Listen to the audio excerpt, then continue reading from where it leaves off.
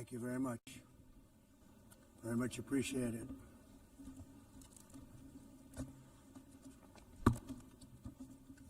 And I don't mind making this speech without a teleprompter, because the teleprompter is not working. I feel very happy to be up here with you nevertheless, and that way you speak more from the heart. I can only say that whoever's operating this teleprompter is in big trouble.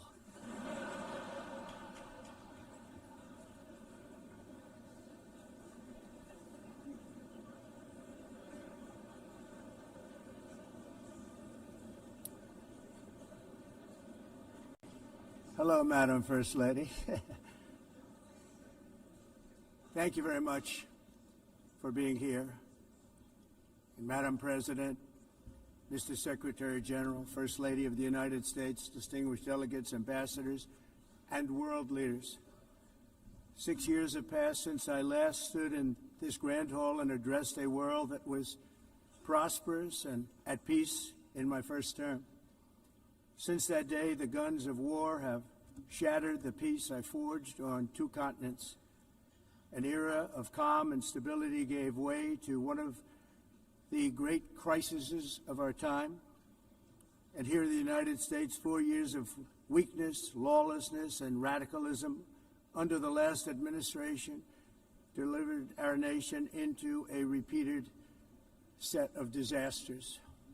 1 year ago, our country was in deep trouble, but today, just 8 months into my administration, we are the hottest country anywhere in the world, and there is no other country even close. America is blessed with the strongest economy, the strongest borders, the strongest military, the strongest friendships, and the strongest spirit of any nation on the face of the earth. This is indeed the golden age of America. We are rapidly reversing the economic calamity we inherited from the previous administration, including ruinous price increases and record-setting inflation like we've never had before. Under my leadership, energy costs are down, gasoline prices are down, grocery prices are down, mortgage rates are down, and inflation has been defeated. The only thing that's up is the stock market, which just hit a record high.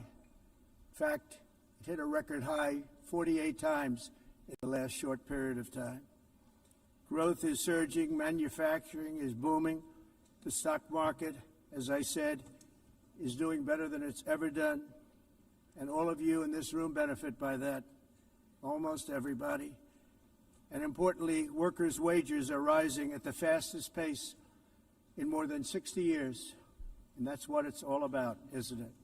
In 4 years of President Biden, we had less than $1 trillion of new investment into the United States. In just 8 months since I took office, we have secured commitments and money already paid for $17 trillion. Think of it, 4 years, less than $1 trillion, 8 months, much more than $17 trillion is being invested in the United States, and it's now pouring in from all parts of the world. We've implemented the largest tax cuts in American history and the largest regulation cuts in American history, making this once and again the best country on earth to do business. And many of the people in this room are investing in America, and it's turned out to be an awfully good investment during this 8-month period. In my first term, I built the greatest economy in the history of the world. We had the best economy ever, history of the world. And I'm doing the same thing again, but this time it's actually much bigger and even better. The numbers far surpass my record-setting first term. On our southern border, we have successfully repelled a colossal invasion, and for the last 4 months, and that's 4 months in a row, the number of illegal aliens admitted and entering our country has been 0. Hard to believe. because if you look back just a year ago, it was millions and millions of people pouring in from all over the world, from prisons, from mental institutions, drug dealers. All over the world they came. They just poured into our country with the ridiculous open border policy of the Biden administration. Our message is very simple. If you come illegally into the United States, you're going to jail, or you're going back to where you came from, or perhaps even further than that. You know what that means. I want to thank the country of El Salvador for the successful and professional job they've done in receiving and jailing so many criminals that entered our country. And it was under the previous administration that the number became record-setting, and they're all being taken out. We have no choice. And other countries have no choice, because other countries are in the exact same situation with immigration. It's destroying your country, and you have to do something about it. On the world stage, America is respected again like it has never been respected before. You think about 2 years ago, 3 years ago, 4 years ago, or 1 year ago, we were a laughingstock all over the world. At the NATO summit in June, virtually all NATO members formally committed to increase defense spending, at my request, from 2% to 5% of GDP, making our alliance far stronger and more powerful than it was ever before. In May, I traveled to the Middle East to visit my friends and rebuild our partnerships in the Gulf and those valued relationships with Saudi Arabia, Qatar, and the UAE, and other countries are now, I believe, closer than ever before. My administration has negotiated one historic trade deal after another, including with the United Kingdom, the European Union, Japan, South Korea, Vietnam, Indonesia, the Philippines, Malaysia, and many, many others. Likewise, in a period of just 7 months, I have ended 7 unendable wars. They said they were unendable. You're never going to get them solved. Some were going for 31 years, 2 of them, 31, think of it, 31 years. One was 36 years. One was 28 years. I ended 7 wars. And in all cases, they were raging with countless thousands of people being killed. This includes Cambodia and Thailand, Kosovo and Serbia, the Congo and Rwanda, a vicious, violent war that was, Pakistan and India, Israel and Iran, Egypt and Ethiopia, and Armenia and Azerbaijan. It included all of them. No president or prime minister, and for that matter, no other country has ever done anything close to that. And I did it in just 7 months. It's never happened before.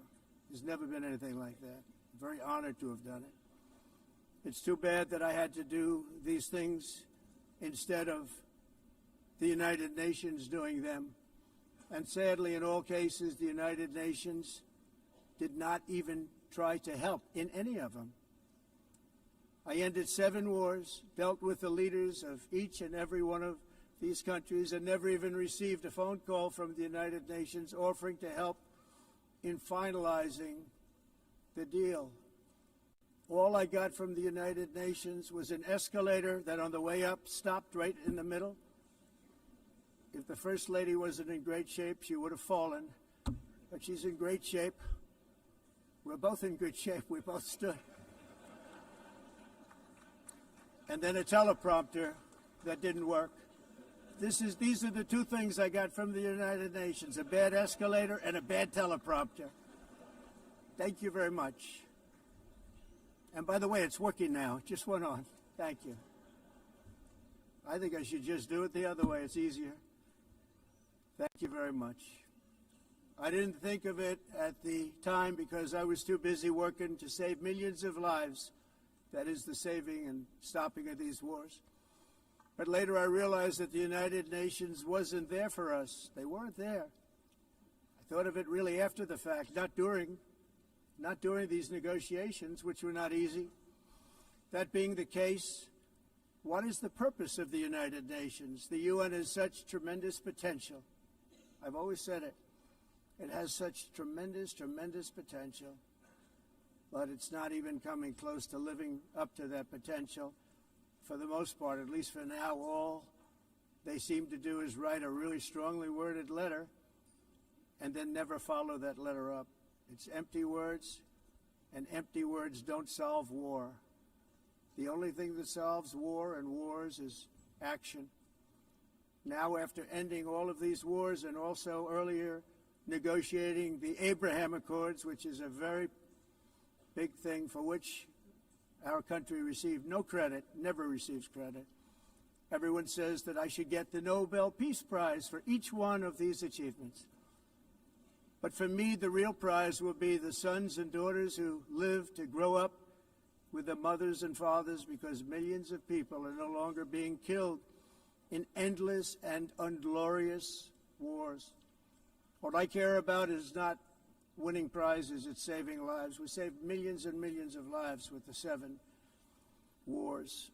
And we have others that we're working on, and you know that. Many years ago, a very successful real estate developer in New York, known as Donald J. Trump, I bid on the renovation and rebuilding of this very United Nations complex. I remember it so well. I said at the time that I would do it for $500 million, rebuilding everything. It would be beautiful. I used to talk about, I'm going to give you marble floors. They're going to give you terrazzo. I'm going to give you the best of everything. You're going to have mahogany walls. They're going to give you, which was much more expensive at the time, and which actually produced a far inferior product. And I realized that they did not know what they were doing when it came to construction, and that their building concepts were so wrong, and the product that they were proposing to build was so bad and so costly. It was going to cost them a fortune. And I said, and wait till you see the overruns. Well, I turned out to be right. They had massive cost overruns and spent between $2 and $4 billion on the building and did not even get the marble floors that I promised them. You walk on terrazzo. Do you notice that? As far as I'm concerned, frankly, looking at the building and getting stuck on the escalator, they still haven't finished the job. They still haven't finished. That was years ago. The project was so corrupt that Congress actually asked me to testify before them on the tremendous waste of money, because it turned out that they had no idea what it was, but they knew it was anywhere between $2 and $4 billion as opposed to $500 million with a guarantee. But they had no idea, and I said it cost much more than $5 billion. Unfortunately, many things in the United Nations are happening just like that, but on an even much bigger scale, much, much bigger. Very sad to see. Whether the UN can manage to play a productive role, I've come here today to offer the hand of American leadership and friendship to any nation in this assembly that is willing to join us in forging a safer, more prosperous world. And it's a world that we'll be much happier with. A dramatically better future is within our reach. But to get there, we must reject the failed approaches of the past and work together to confront some of the greatest threats in history. There is no more serious danger to our planet today than the most powerful and destructive weapons ever devised by man, of which the United States, as you know, has many. Just as I did in my first term, I've made containing these threats a top priority, starting with the nation of Iran. My position is very simple. The world's #1 sponsor of terror can never be allowed to possess the most dangerous weapon. That's why, shortly after taking office, I sent the so-called Supreme Leader a letter making a generous offer. I extended a pledge of full cooperation in exchange for a suspension of Iran's nuclear program. The regime's answer was to continue their constant threats to their neighbors and U.S. interests throughout the region, and some great countries that are right nearby. Today, many of Iran's former military commanders, in fact, I can say almost all of them, are no longer with us. They're dead. And 3 months ago, in Operation Midnight Hammer, 7 American B-2 bombers dropped the 14 30,000-pound each bombs on Iran's key nuclear facilities, totally obliterating everything. No other country on earth could have done what we did. No other country has the equipment to do what we did. We have the greatest weapons on earth. We hate to use them. But we did something that for 22 years people wanted to do. With Iran's nuclear enrichment capacity demolished, I immediately brokered an end to the 12-day war, as it's called, between Israel and Iran, with both sides agreeing to fight no longer.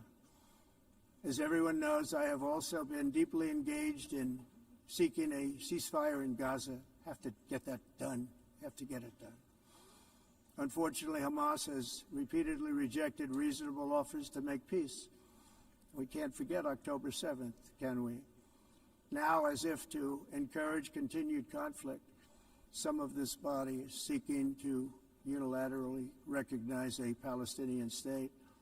The rewards would be too great for Hamas terrorists for their atrocities. This would be a reward for these horrible atrocities, including October 7th, even while they refuse to release the hostages or accept a ceasefire.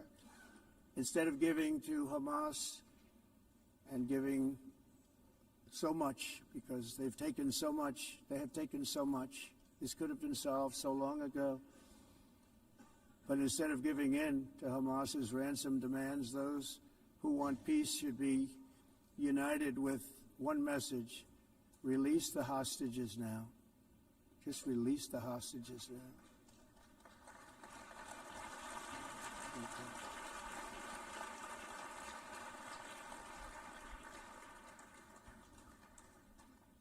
Thank you. As we have got to come together, and we will come together, got to get it done. We have to stop the war in Gaza immediately. We have to stop it. We have to get it done. We have to negotiate, immediately have to negotiate peace. We got to get the hostages back. We want all 20 back. We don't want 2 and 4. As you know, I got, along with Steve Witkoff and others that helped us, Marco Rubio, we got most of them back. We were involved in all of them. But I always said the last 20 are going to be the hardest, and that's exactly what happened. We have to get them back now. We don't want to get back 2, and then another 2, and then 1, and then 3. Have this process. No, we want them all back, and we want the actually 38 dead bodies back too. Those parents came to me, and they want them back, and they want them back very quickly and very badly, as though they were alive. They want them. They want them every bit as much as if their son or daughter were alive. I've also been working relentlessly, stopping the killing in Ukraine. I thought that would be, of the 7 wars that I stopped, I thought that would be the easiest because of my relationship with President Putin, which had always been a good one. I thought that was going to be the easiest one. But, you know, in war, you never know what's going to happen. There are always lots of surprises, both good and bad. Everyone thought Russia would win this war in 3 days, but it didn't work out that way. It was supposed to be just a quick little skirmish. It's not making Russia look good. It's making them look bad. No matter what happens from here on out, this was something that should have taken a matter of days, certainly less than a week. And they've been fighting for 3.5 years and killing anywhere from 5,000 to 7,000 young soldiers, mostly soldiers, on both sides, every single week, from 5,000 to 7,000 dead young people, and some in cities, much smaller numbers, where rockets are shot, where drones are dropped. This war would never have started if I were president. This was a war that should have never happened. It shows you what leadership is, what bad leadership can do to a country. Look what happened to the United States, and look where we are right now in just a short period of time. The only question now is how many more lives will be needlessly lost on both sides. China and India are the primary funders of the ongoing war by continuing to purchase Russian oil. But inexcusably, even NATO countries have not cut off much Russian energy and Russian energy products, which, as you know, I found out about 2 weeks ago, and I wasn't happy. Think of it. They're funding the war against themselves. Who the hell ever heard of that one? In the event that Russia is not ready to make a deal to end the war, then the United States is fully prepared to impose a very strong round of powerful tariffs, which would stop the bloodshed, I believe, very quickly. But for those tariffs to be effective, European nations, all of you are gathered here right now, would have to join us in adopting the exact same measures.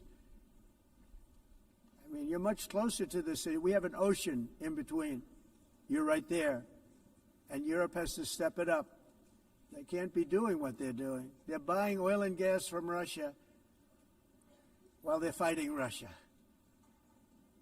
It's embarrassing to them, and it was very embarrassing to them when I found out about it, I can tell you that. They have to immediately cease all energy purchases from Russia. Otherwise, we're all wasting a lot of time. So I'm ready to discuss this. We're going to discuss it today with the European nations, all gathered here. I'm sure they're thrilled to hear me speak about it, but that's the way it is. I like to speak my mind and speak the truth. As we seek to reduce the threat of dangerous weapons today, I'm also calling on every nation to join us in ending the development of biological weapons once and for all. And biological is terrible, and nuclear is even beyond, and we include nuclear in that. We want to have a cessation of the development of nuclear weapons. We know, and I get to view it all the time. Sir, would you like to see? And I look at weapons that are so powerful that we just can't ever use them. If we ever use them, the world literally might come to an end. There would be no United Nations to be talking about. There would be no nothing. Just a few years ago, reckless experiments overseas gave us a devastating global pandemic. Yet despite that worldwide catastrophe, many countries are continuing extremely risky research into bioweapons and man-made pathogens. This is unbelievably dangerous.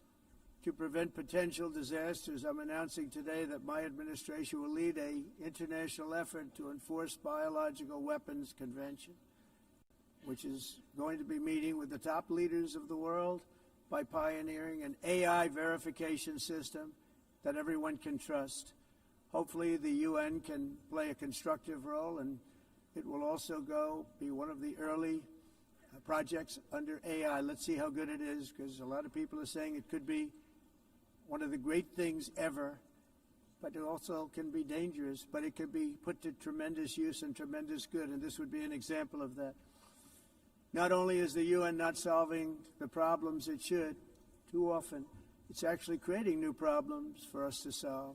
The best example is the #1 political issue of our time, the crisis of uncontrolled migration. It's uncontrolled. Your countries are being ruined. The United Nations is funding an assault on Western countries and their borders. In 2024, the UN budgeted $372 million in cash assistance to support an estimated 624,000 migrants journeying into the United States. Think of that. The UN is supporting people that are illegally coming into the United States, and then we have to get them out. The UN also provided food, shelter, transportation, and debit cards to illegal aliens. Can you believe that? On the way to infiltrate our southern border. Millions of people came. Millions and millions of people were pouring in, 25 million altogether over the 4 years of the incompetent Biden administration. And now we have it stopped, totally stopped. In fact, they're not even coming anymore because they know they can't get through. But what took place is totally unacceptable. The UN is supposed to stop invasions, not create them and not finance them.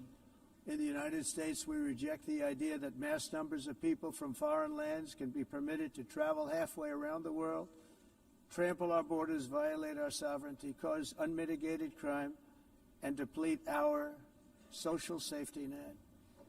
We have reasserted that America belongs to the American people, and I encourage all countries to take their own stand in defense of their citizens as well. You have to do that because I see it. I'm not mentioning names. I see it, and I could call every single one of them out. You're destroying your countries. They're being destroyed. Europe is in serious trouble.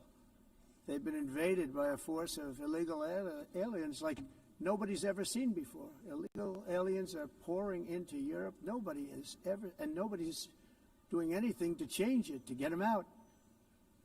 It's not sustainable. And because they choose to be politically correct, they're doing just absolutely nothing about it. And I have to say, I look at London, where you have a terrible mayor, terrible, terrible mayor, and it's been so changed, so changed. Now they want to go to Sharia law, but you're in a different country. You can't do that. Both the immigration and their suicidal energy ideas will be the death of Western Europe if something is not done immediately. This cannot be sustained. What makes the world so beautiful is that each country is unique. But to stay this way, every sovereign nation must have the right to control their own borders. You have the right to control your borders, as we do now, and to limit the sheer numbers of migrants entering their countries and paid for by the people of that nation that were there and that built that particular nation at the time. They put their blood, sweat, tears, money into that country, and now they're being ruined.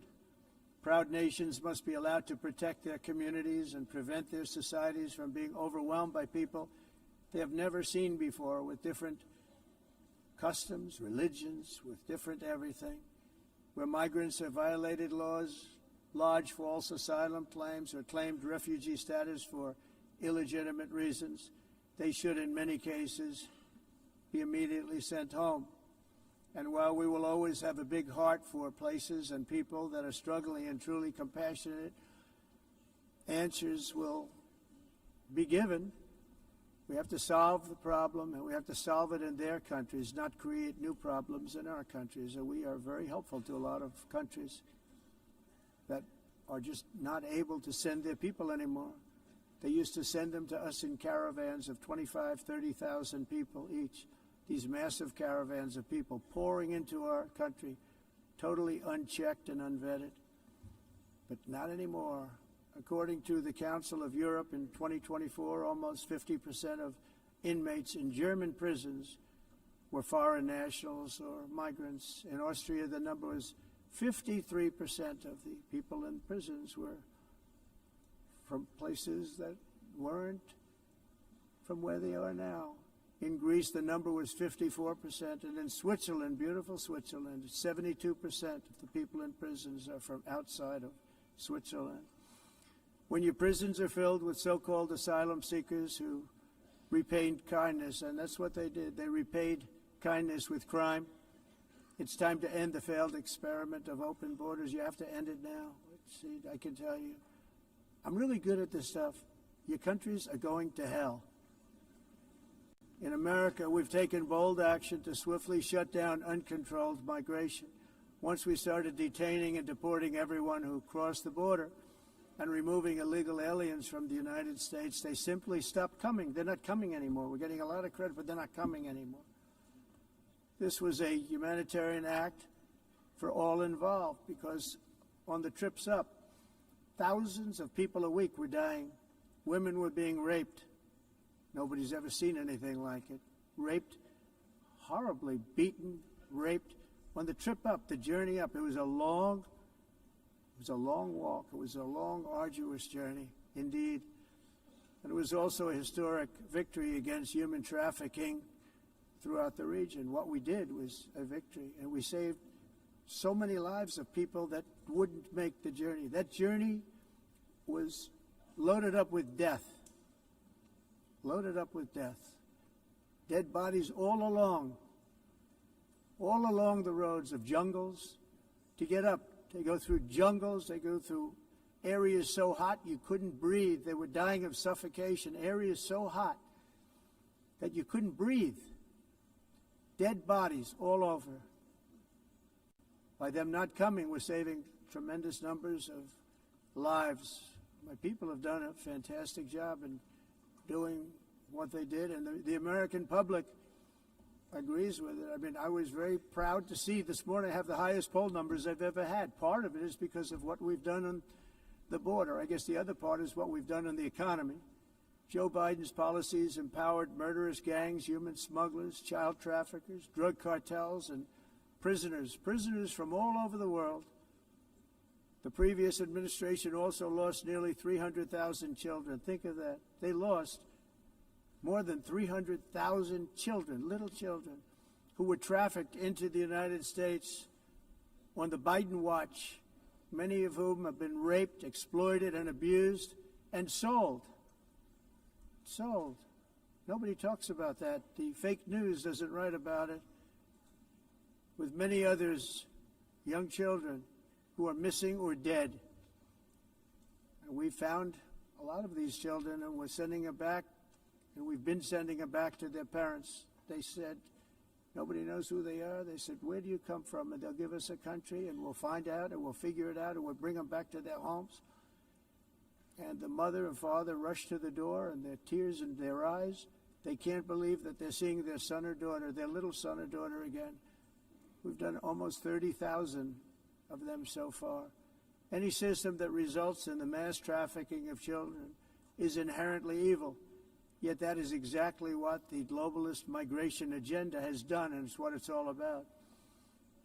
In America, those days, as you know, are over. The Trump administration is working, and we are continuing to work to track down the villains that are causing this problem, and also, as I said, to get back the 30,000 we've already returned. Now I think we're going to have another. We're going to find a lot. You're not going to find all of them. 300, more than 300,000. They're lost or they're dead. They're lost or they're dead because of the animals that did this. To protect our citizens, I've also designated multiple savage drug cartels as far as and you see this, and you see it happening right before your eyes. Let's put it this way. People don't like taking big loads of drugs in boats anymore. There aren't too many boats that are traveling on the seas by Venezuela. They tend not to want to travel very quickly anymore. And we've virtually stopped drugs coming into our country by sea. We call them the water drugs. They kill hundreds of thousands of people. I've also designated multiple savage drug cartels as far as foreign terrorist organizations, along with two bloodthirsty transnational gangs, probably the worst gangs anywhere in the world, MS-13 and Tren de Aragua. Tren de Aragua is from Venezuela, by the way. Such organizations torture, maim, mutilate, and murder with impunity. They're the enemies of all humanity. For this reason, we've recently begun using the supreme power of the United States military to destroy Venezuelan terrorists and trafficking networks led by Nicolas Maduro. To every terrorist thug smuggling poisonous drugs into the United States of America, please be warned that we will blow you out of existence. That's what we're doing. We have no choice. Can't let it happen. They're destroying. I believe we lost 300,000 people last year to drugs, 300,000. Fentanyl and other drugs. Each boat that we sink carries drugs that would kill more than 25,000 Americans. We will not let that happen. Energy is another area where the United States is now thriving like never before. We're getting rid of the falsely named renewables.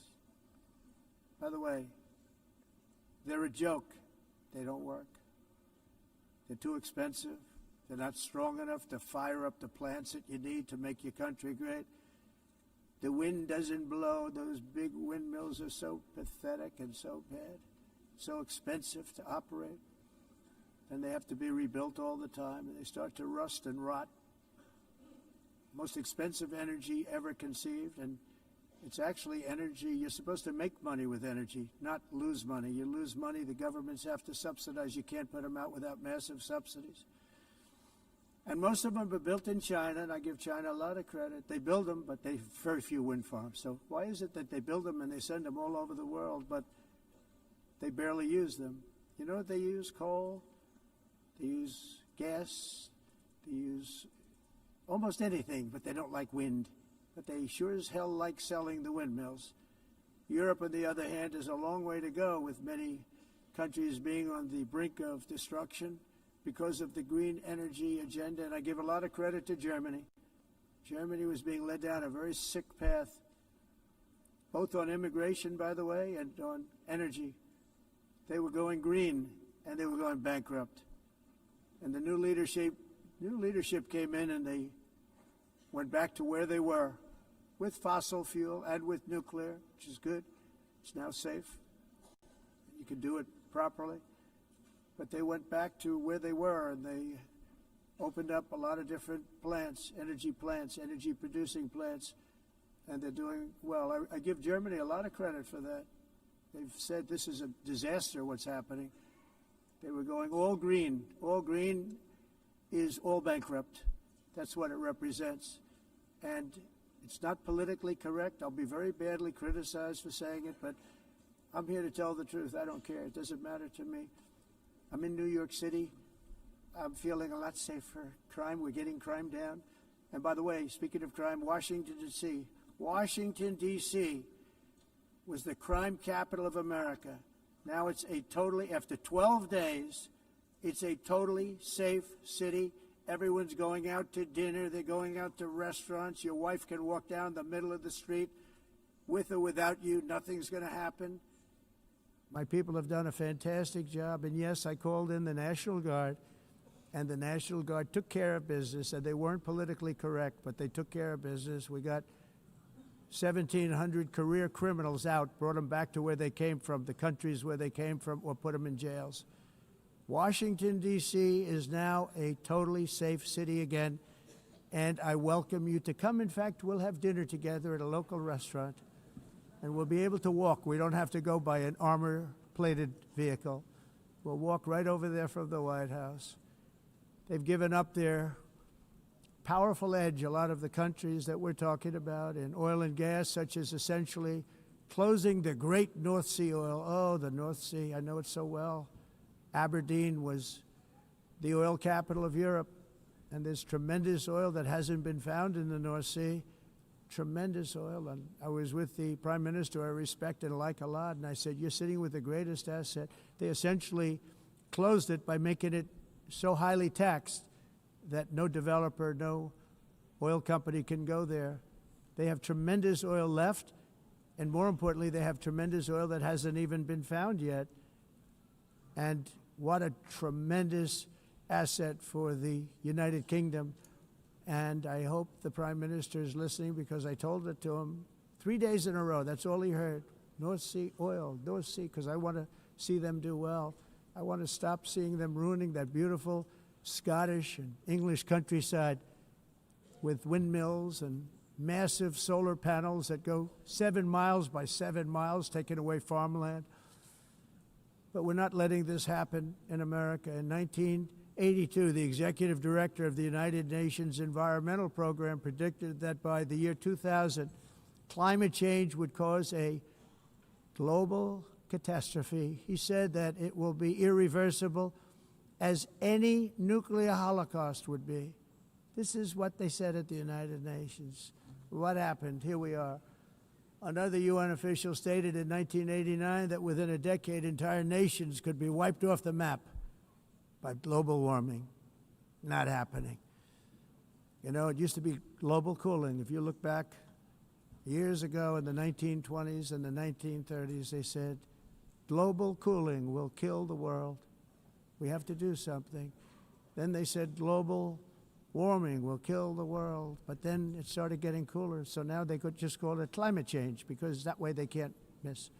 It's climate change, because if it goes higher or lower, whatever the hell happens, there's climate change. It's the greatest con job ever perpetrated on the world, in my opinion.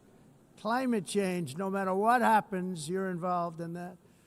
No more global warming, no more global cooling. All of these predictions made by the United Nations and many others, often for bad reasons, were wrong. They were made by stupid people that have cost their countries fortunes and given those same countries no chance for success. If you don't get away from this green scam, your country is going to fail. And I'm really good at predicting things, you know. They actually said during the campaign they had a hat, the best-selling hat. Trump was right about everything. And I don't say that in a braggadocious way, but it's true. I've been right about everything. And I'm telling you that if you don't get away from the green energy scam, your country is going to fail. And if you don't stop people that you've never seen before, that you have nothing in common with, your country is going to fail. I'm the President of the United States, but I worry about Europe. I love Europe. I love the people of Europe. And I hate to see it being devastated by energy and immigration.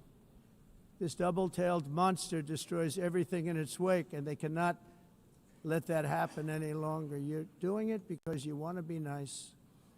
You want to be politically correct, and you're destroying your heritage. They must take control strongly and immediately of the unmitigated immigration disaster and the fake energy catastrophe before it's too late. The carbon footprint is a hoax made up by people with evil intentions, and they're heading down a path of total destruction. You know, the carbon footprint was a big, big thing a few years ago. I remember hearing about the carbon footprint, and then President Obama would get into Air Force One, a massive Boeing 747, and not a new one, an old one with old engines that spew everything into the atmosphere.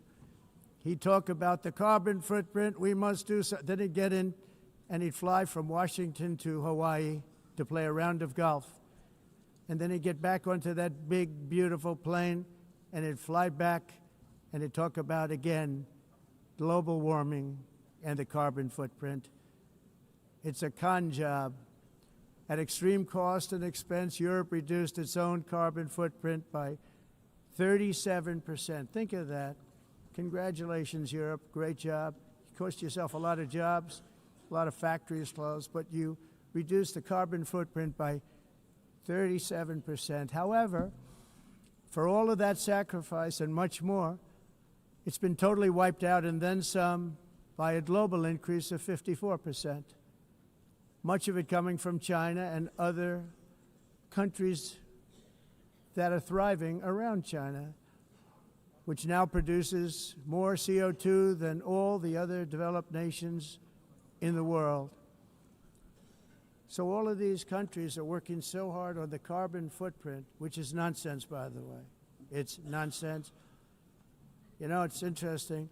In the United States, we have still radicalized environmentalists, and they want the factories to stop. Everything should stop. No more cows. We don't want cows anymore. I guess they want to kill all the cows. They want to do things that are just unbelievable, and you have it too. But you know, we have a border, strong, and we have a shape, and that shape doesn't just go straight up. That shape is amorphous when it comes to the atmosphere. And if we had the most clean air, and I think we do, we have very clean air. We have the cleanest air we've had in many, many years. But the problem is that other countries, like China, which has air that's a little bit rough, it blows. And no matter what you're doing down here, the air up here tends to get very dirty because it comes in from other countries where their air isn't so clean. And the environmentalists refuse to acknowledge that. Same thing with garbage. In Asia, they dump much of their garbage right into the ocean. And over about a 1 week and 2 week journey, it flows right past Los Angeles. You've seen it. Massive amounts of garbage, almost too much to do anything about, flowing past Los Angeles, past San Francisco, and then somebody will get in trouble because he dropped a cigarette on the beach. The whole thing is crazy. The primary effect of these brutal green energy policies has not been to help the environment, but to redistribute manufacturing and industrial activity from developed countries that follow the insane rules that are put down to polluting countries that break the rules and are making a fortune. They're making a fortune. European electricity bills are now 4 to 5 times more expensive than those in China, and 2 to 3 times higher than the United States. And our bills are coming way down. You probably see that our gasoline prices are way down. You know, we have an expression, drill, baby, Nós drill. reduzimos And os that's what we're custos doing. de energia porque nós faremos, como a expressão, vamos fazer tudo isso e reduzir os custos de energia e os custos diminuíram nos Estados Unidos. Por exemplo, se você olhar nos países faturas de energia mas nós nos Estados Unidos conseguimos usar eles e evitar aumento da temperatura, porque é muito caro também usar nada e ninguém usa isso. The entire globalist concept of asking successful industrialized nations to inflict pain on themselves and radically disrupt their entire societies must be rejected completely and totally, and it must be immediate. That's why in America I withdrew from the fake Paris Climate Accord, where, by the way, America was paying so much more than every country. Others weren't paying. China didn't have to pay until 2030. Russia was given an old standard that was easy to meet, a 1990 standard. But for the United States, we're supposed to pay like $1 trillion. And I said, this is another scam. The fact is, the United States has been taken advantage of by the world for many, many years, but not any longer, as you probably noticed. I unleashed massive energy production and signed historic executive orders to hunt for oil, but we don't have to do much hunting because we have the most oil of any nation anywhere, oil and gas in the world. And if you add coal, we have the most of any nation in the world. Clean, I call it clean, beautiful coal. You can do things today with coal that you couldn't have done 10 years ago, 15 years. So I have a little standing order in the White House. Never use the word coal, only use the words clean, beautiful coal. Sounds much better, doesn't it? But we stand ready to provide any country with abundant, affordable energy supplies if you need them, when most of you do. We're proudly exporting energy all over the world. We're now the largest exporter. In the United States, we want trade and robust commerce with all nations, everybody. We want to help nations. We're going to help nations. But it must also be fair and reciprocal. The challenge with trade is much the same with climate. The countries that followed the rules, all their factories have been plundered. It's really sad to watch. They've been broken. They've been broken by countries that broke the rules. That's why the United States is now applying tariffs to other countries, and much as these tariffs were for many years applied to us, uncontrollably applied to us. We've used tariffs as a defense mechanism under the Trump administration, including my first term, where hundreds of billions of dollars in tariffs were taken in. And by the way, we had the lowest inflation, and now we have very low inflation. The only thing different is that we have hundreds of billions of dollars flowing into our country. But this is how we will ensure that the system works for everyone and is sustainable into the future. We're also using tariffs to defend our sovereignty and security throughout the world, including against nations that have taken advantage of former U.S. administrations for decades, including the most corrupt, incompetent administration in history, the sleepy Joe Biden administration. Brazil now faces major tariffs in response to its unprecedented efforts to interfere in the rights and freedoms of our American citizens and others, with censorship, repression, weaponization, judicial corruption, and targeting of political critics in the United States. I have a little problem saying this because I must tell you, I was walking in and the leader of Brazil was walking out. We saw him and I saw him, he saw me, and we embraced. And then I'm saying, can you believe I'm going to be saying this in just 2 minutes? But we actually agreed that we would meet next week. We didn't have much time to talk, like about 20 seconds. They were in retrospect, I'm glad I waited because this thing didn't work out too well. But we did talk, we had a good talk, and we agreed to meet next week, if that's of interest. But he seemed like a very nice man, actually. He liked me, I liked him. But if you, and I only do business with people I like. When I don't like them, I don't like them. But we had, at least for about 39 seconds, we had excellent chemistry. It's a good sign. But also in the past, Brazil, can you believe this, unfairly tariffed our nation, but now because of our tariffs, we are hitting them back, and we're hitting them back very hard. As president, I will always defend our national sovereignty and the rights of American citizens. So I'm very sorry to say this, that Brazil is doing poorly and will continue to do poorly. They can only do well when they're working with us. Without us, they will fail, just as others have failed. It's true. Next year, the United States will celebrate the 250th anniversary of our glorious independence, a testament to enduring power and American freedom and spirit. We will also be proudly hosting the 2026 FIFA World Cup, and shortly thereafter, the 2028 Olympics, which is going to be very exciting. I hope you all come. I hope that countless people from all over the globe will take part of these will be great celebrations of liberty and human achievement, and that together we all can rejoice in the miracles of history that began in July 4th, 1776, when we founded the light to all nations. And it's something really that an amazing thing came out of that date. It's called the United States of America. In honor of this momentous anniversary, I hope that all countries who find inspiration in our example will join us in renewing our commitment, values, and those values, really, that we hold so dear together. Let us defend free speech and free expression. Let us protect religious liberty, including for the most persecuted religion on the planet today. It's called Christianity. And let us safeguard our sovereignty and cherish qualities that have made each of our nations so special, incredible, and extraordinary.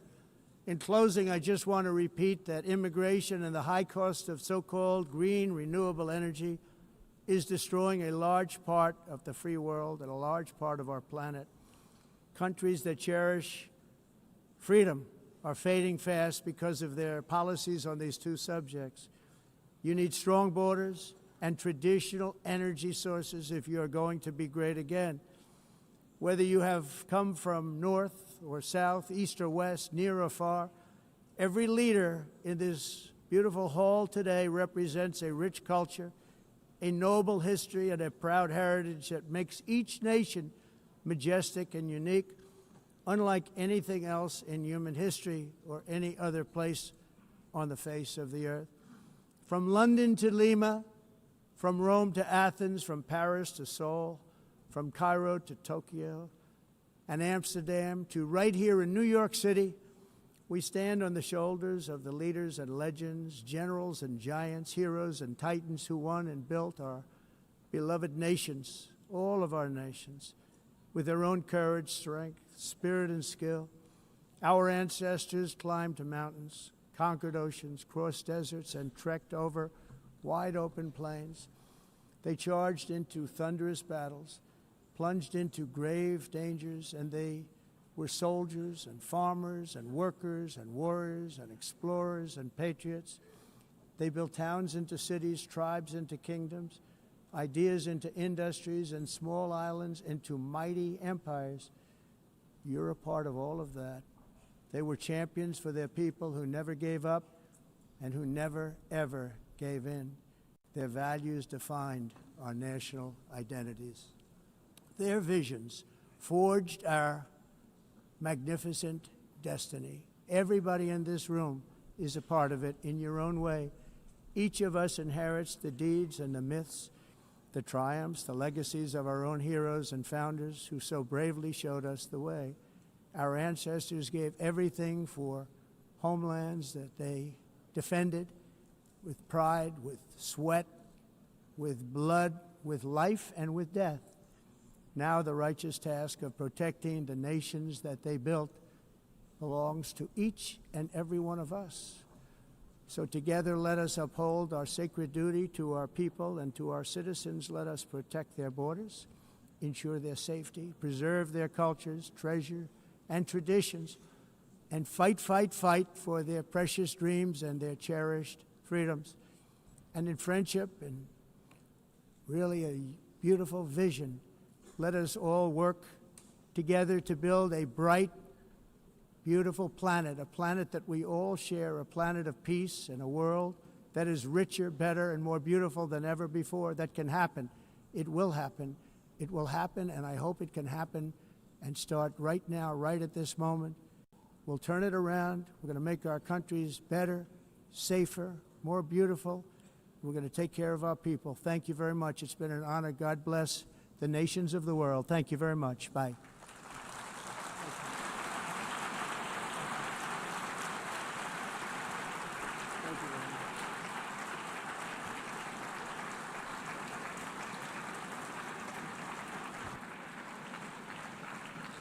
On behalf of the Assembly, I wish to thank the President of the United States,